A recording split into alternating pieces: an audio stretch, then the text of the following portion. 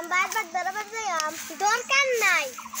ই রোজার মাস আইছে বাদে ঈদের পরে যাই না আমি একটা যাই আমি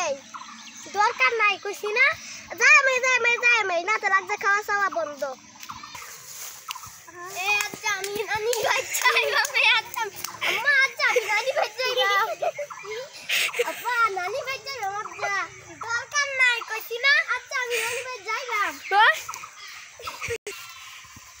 আজকে আমি বারবার যাই আমি না তাহলে আমি আজকে বাত রান্তামই না তুই যদি আমার বাত